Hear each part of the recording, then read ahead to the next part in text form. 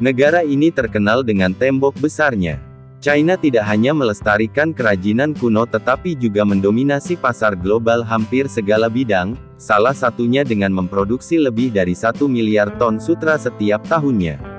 Evolusi dari ulat sutra menjadi kain sutra adalah proses yang menakjubkan yang dimulai dengan upaya para petani beternak miliaran ulat sutra.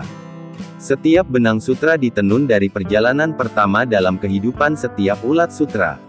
Petani membutuhkan ribuan kepompong ulat untuk menghasilkan 1 kilogram sutra dari telur ulat yang kecil hingga dewasa. Setiap tahap membutuhkan perawatan yang cermat untuk memastikan kualitas yang tinggi. Mari kita lihat lebih dekat proses beternak dan proses pengolahan ulat sutra menjadi kain sutra dalam video ini. Namun, sebelum lanjut, silahkan subscribe dulu guys, agar saya semakin semangat dalam membuat video menarik untuk Anda. Jika Anda sudah subscribe, mari kita lanjut videonya.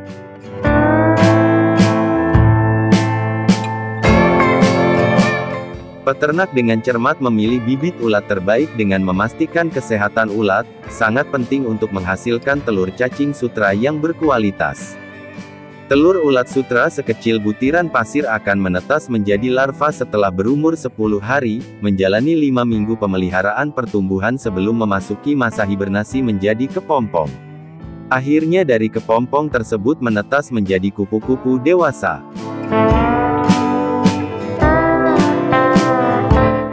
Pemilihan jenis ulat sutra yang baik tidak hanya mempengaruhi kualitas sutra tetapi juga mempengaruhi kemampuannya untuk bertahan hidup di lingkungan budidaya ulat sutra. Kondisi ideal untuk pertumbuhan ulat sutra antara lain suhu sekitar 77 dan 82 derajat dan kelembapan antara 85 dan 90%. Peternakan ulat sutra selalu memastikan bahwa kondisi ini terpenuhi, untuk mendorong pembangunan dan produksi sutra yang optimal.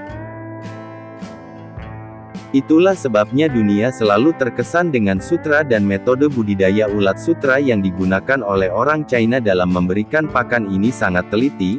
Daun dipotong kecil-kecil dan diberi makan terus-menerus untuk menjamin kecukupan nutrisi pada semua ulat.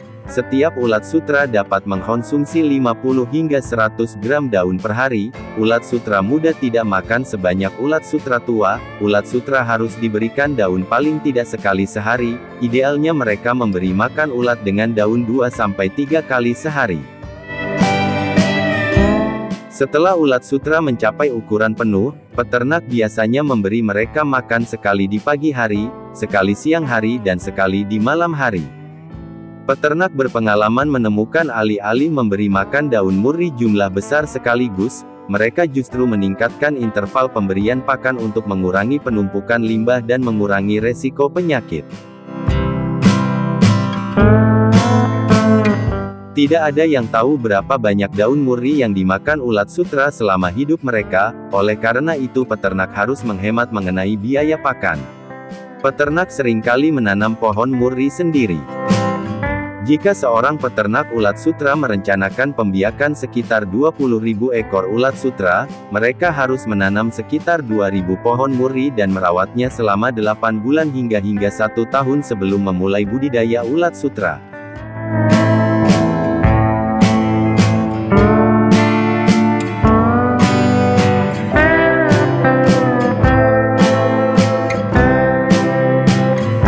Di awal musim semi ribuan keluarga di pedesaan China berjalan ke ladang untuk memetik daun murri terakhir dari pohon bersiap-siap untuk ulat sutra mereka. Pada saat yang sama pembersihan rutin area peternakan sangat penting untuk mencegah penyakit.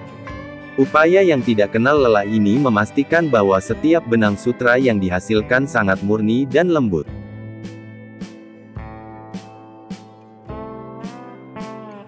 Kapur kering sangat membantu dalam menciptakan lingkungan yang bersih, tidak hanya menjaga gudang tetap kering dan berventilasi tetapi membantu menjaga kelembaban mencegah pertumbuhan penyakit dan jamur.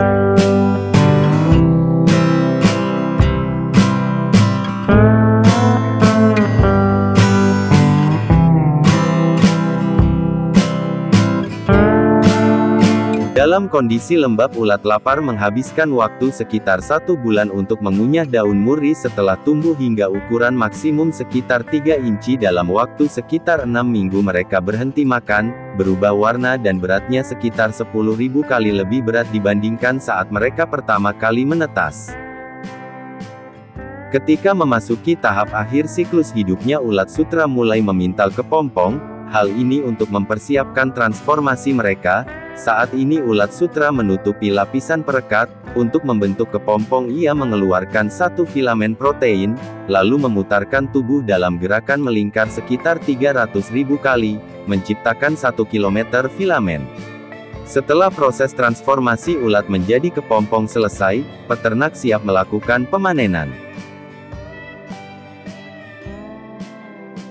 Kepompong yang sudah dipanen dimasak pada air mendidih kemudian disimpan pada wadah dengan tambahan air dingin. Proses ini melembutkan dan mengikat serat sutra menjadi satu, membentuk gulungan sutra yang mengkilat. Langkah selanjutnya adalah kombinasi serat tradisional dan modern, dengan bahan-bahan alami seperti daun kunyit atau bahan kimia untuk menciptakan palet warna yang kaya untuk memenuhi kebutuhan sutra pelanggan benang.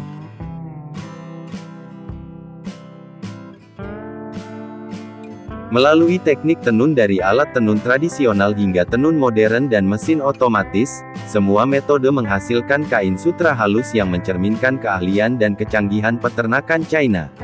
Proses ini tidak hanya menonjolkan keindahan sutra tetapi juga menjaga kualitas yang melekat pada serat sutra. Setiap produk dibuat dari sutra menjamin kualitas dan ketahanan yang tinggi, menjadikannya pilihan utama bagi mereka yang menginginkan kesempurnaan dalam setiap detail. Benang sutra dari kepompong ulat sutra telah ditenun menjadi kain selama lebih dari 4.000 tahun, meskipun sutra hanya menyumbang sebagian kecil dari asar tekstil global sekitar kurang dari 0,2%, namun basis manufakturnya terbesar di 60 negara di seluruh dunia. India adalah produsen sutra terbesar kedua di dunia setelah China. Kemudian negara-negara seperti Brazil, Thailand, dan Vietnam. Kombinasi teknologi maju dan metode tradisional telah membantu China membangun posisi terdepan dalam industri sutra global. Saat ini China memiliki lebih dari 500.000 peternakan ulat sutra dan lebih dari 1.000 pabrik pengolahan sutra. Ulat sutra tidak hanya menghasilkan benang sutra berkualitas tinggi tetapi juga merupakan sumber pendapatan yang besar bagi para peternak. Dengan begitu banyaknya peternakan ulat sutra dan pabrik pengolahan sutra di China, tentu saja menciptakan lapangan pekerjaan yang cukup banyak. Dengan adanya usaha ini China mampu meminimalisir pengangguran di pedesaan dan tentunya menaikkan taraf hidup masyarakat. Nah, gimana guys pendapat kalian tentang video ini? Silahkan ketikkan pendapat kalian pada kolom komentar ya.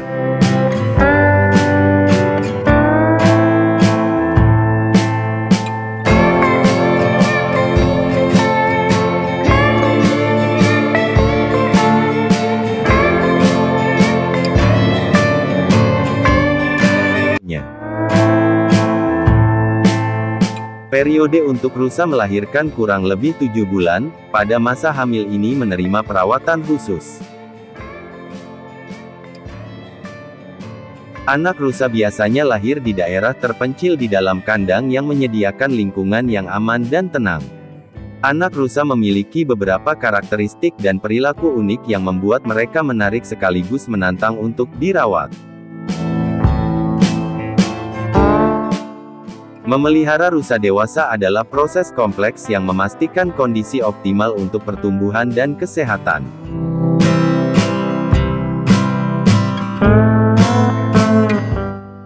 Makanan hijau umum seperti rumput segar berkualitas dan berbagai jenis rumput yang kaya akan nutrisi, tanaman ini mengandung serat dan vitamin yang meningkatkan kesehatan pencernaan dan fungsi metabolisme.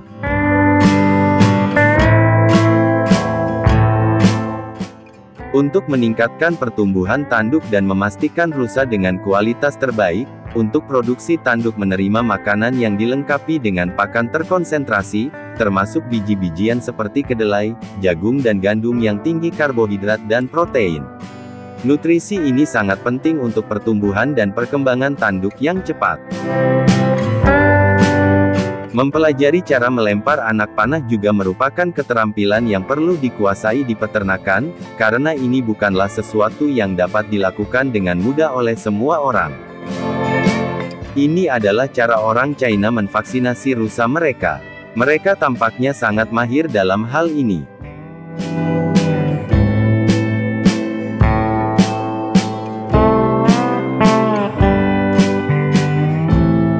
Musim panen tanduk biasanya terjadi pada akhir musim semi hingga awal musim panas ketika tanduk telah mencapai ukuran penuh. Rusa akan dibius sebelum diambil tanduknya, hal ini mencegah gerakan tiba-tiba yang dapat menyebabkan cedera pada rusa atau peternak.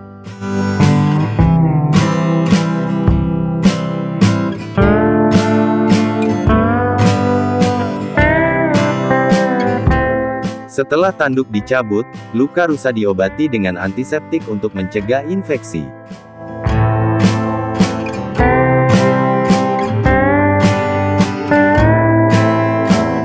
Pemanenan tanduk adalah proses yang tepat dan manusiawi yang mengutamakan kesejahteraan rusa sekaligus menghasilkan produk yang berharga. Topi khusus membantu menghentikan pendarahan dari tanduk ketika tanduk dipotong. Tanduknya dapat mengeluarkan banyak darah dan topi khusus berfungsi sebagai perbandingan bertekanan untuk mengontrol dan mengurangi pendarahan. Setelah tanduk rusa dipanen, tanduk tersebut akan menjalani beberapa tahap pemrosesan untuk memastikan siap dipasarkan dan mempertahankan khasiat obatnya. Tanduk yang telah dibersihkan kemudian dikeringkan menggunakan peralatan pengering khusus. Peralatan ini mengontrol suhu dan kelembapan untuk memastikan semua mengering secara merata tanpa kehilangan nilai gizi dan khasiat obatnya. Tanduk rusa telah digunakan dalam pengobatan tradisional selama berabad-abad, khususnya di Asia Timur di mana tanduk rusa dipercaya menawarkan berbagai manfaat kesehatan. Faktor pertumbuhan pada tanduk dipercaya dapat mendukung pertumbuhan otot dan senyawa yang terdapat pada tanduk rusa diyakini memiliki efek anti-inflamasi yang membantu mengurangi rasa sakit dan bengkak. Karena itu radang sendi organ genital rusa sangat dihargai pengobatan tradisional China. Organ tersebut diyakini memiliki khasiat yang meningkatkan kesehatan dan vitalitas seksual.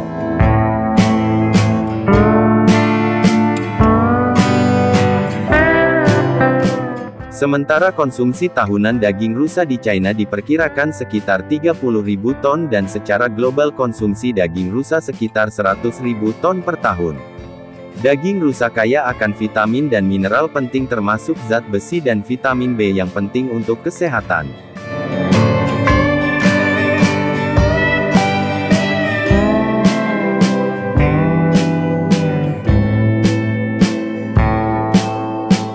Daging rusa adalah bahan serbaguna dalam masakan China dan sering digunakan untuk menyiapkan berbagai hidangan tradisional, dan makanan di restoran-restoran kelas atas.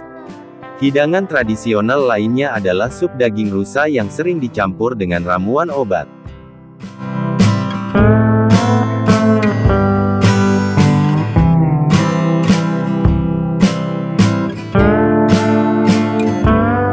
Untuk video menarik lainnya Anda dapat menelusuri channel ini, dan untuk video baru silahkan subscribe agar kalian mendapatkan notifikasi video baru dari kami.